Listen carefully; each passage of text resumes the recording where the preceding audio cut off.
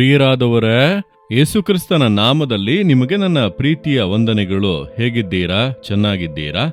ಪ್ರತಿನಿತ್ಯ ಮುಂಜಾನೆ ದೇವರ ವಾಕ್ಯಗಳನ್ನು ಧ್ಯಾನಿಸುವುದು ಬಹಳ ಸಂತೋಷ ತಾನೆ. ಅದು ಈ ರೀತಿಯೊಂದು ಪ್ರಕೃತಿಯ ಮಧ್ಯದಲ್ಲಿ ದೇವರ ವಾಕ್ಯವನ್ನು ಕೇಳಿ ಧ್ಯಾನಿಸಿ ಪ್ರಾರ್ಥಿಸುವುದು ಎಷ್ಟು ದೊಡ್ಡ ಸಂತೋಷ ಅಲ್ಲವಾ? ಈ ಸ್ಥಳ ತುಂಬಾ ಸುಂದರವಾಗಿದೆ. ಎಲ್ಲಿ ಎಂದು ಕೇಳುತ್ತೀರಾ?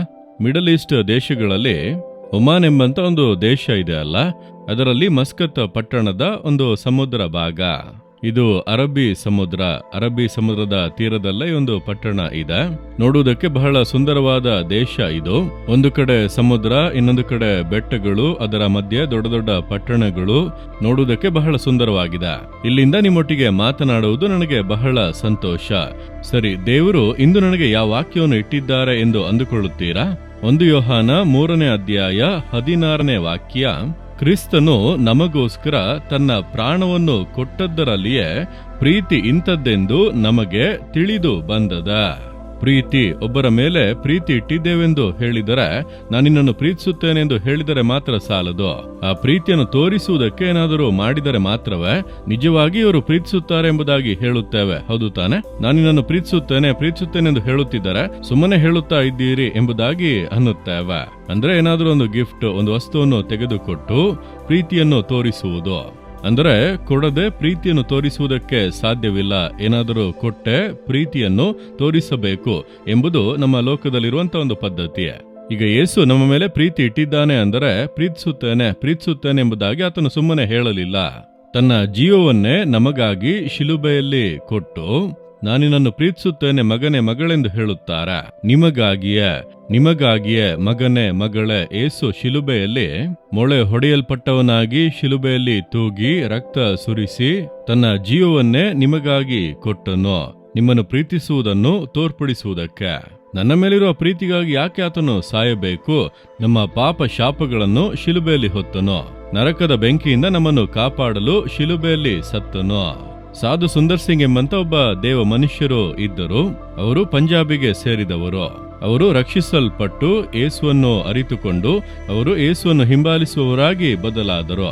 ಅನೇಕ ಸಂದರ್ಭಗಳಲ್ಲಿ ಬೆಟ್ಟಗಳಲ್ಲಿ ಕುಳಿತು ದೇವರ ವಾಕ್ಯಗಳನ್ನು ಧ್ಯಾನಿಸುವುದು ಅವರ ಅಭ್ಯಾಸ.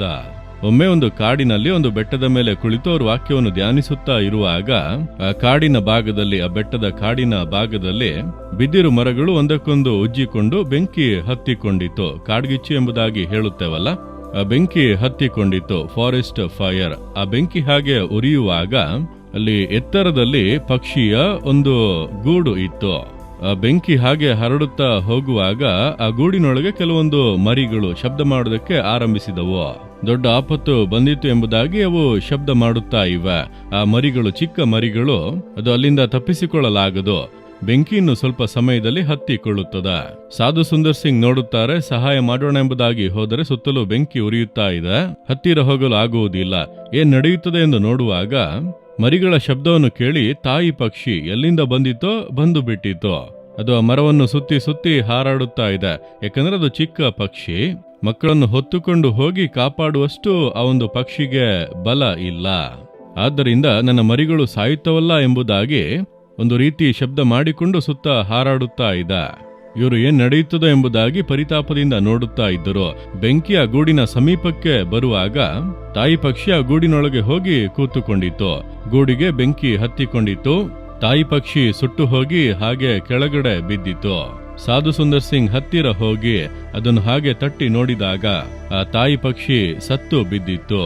ಅದರ 2 ರೆಕ್ಕೆಗಳ ಒಳಗಿಂದ 2 ಜೀವಂತ ಮರಿಗಳು ಶಬ್ದ ಮಾಡಿಕೊಂಡು ಹೊರಗೆ ಬಂದವು.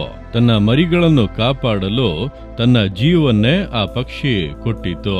ಆ ಮರಿಗಳ ಮೇಲಿರುವ ಪ್ರೀತಿಯನ್ನು ತನ್ನ ಜೀವವನ್ನು ಕೊಟ್ಟು ತೋರ್ಪಡಿಸಿತು. ಅದೇ ರೀತಿಯಾಗಿಯೇ ಪಾಪ ನಮ್ಮನ್ನು ನರಕದೊಳಗೆ ಕೊಂಡೊಯ್ಯುತ್ತದೆ.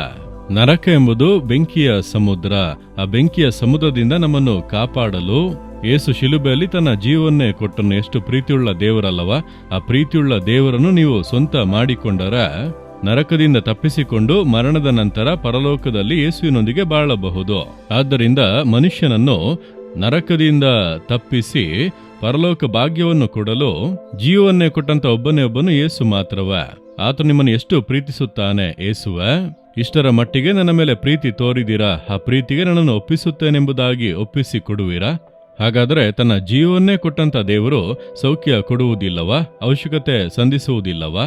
ನಿಮ್ಮ ಕಾರ್ಯಗಳಲ್ಲಿ ಅದ್ಭುತ ಮಾಡುವುದಿಲ್ಲವಾ? ಜೀವವನ್ನೇ ಕೊಟ್ಟಿದ್ದಾರೆ, ಮಿಕ್ಕ ಎಲ್ಲದನ್ನೂ ಕೊಡದೇ ಇರಲು ಹೇಗೆ ಸಾಧ್ಯ? ನಂಬಿರಿ, ದೇವರನ್ನು ನೋಡಿ ಹೇಳಿರಿ, ದೇವರ ಯೇಸುವೆ, ನನಗಾಗಿ ನಿಮ್ಮ ಜೀವವನ್ನೇ ಕೊಟ್ಟು ನನ್ನ ಮೇಲೆ ಇಷ್ಟು ಪ್ರೀತಿ ತೋರಿದಿರಲ್ಲ, ನಿಮಗೆ ವಂದನ. ನನ್ನ ಜೀವಿತವನ್ನು ನಿಮ್ಮ ಕರಗಳಲ್ಲಿ ಒಪ್ಪಿಸುತ್ತೇನೆ, ನೀವು ಜವಾಬ್ದಾರಿ ತೆಗೆದುಕೊಳ್ಳಿ. ನನಗಾಗಿ ಜೀವವನ್ನೇ ಕೊಟ್ಟ ದೇವರು ಇಂದು ನನ್ನ ಈ ಕಾರ್ಯದಲ್ಲಿ ನನಗೊಂದು ಅದ್ಭುತವನ್ನು ಮಾಡಿ, ನಿಮ್ಮ ಪ್ರೀತಿಯನ್ನು ನಾನು ಅರಿತು ಹರ್ಷಿಸಿ ಸಂತೋಷಿಸುವಂತ ಒಂದು ಅದ್ಭುತವನ್ನು ಮಾಡಿರಿ. ಯೇಸುವಿನ ನಾಮದಲ್ಲಿ ಆಮೇನ್, ಆಮೇನ್.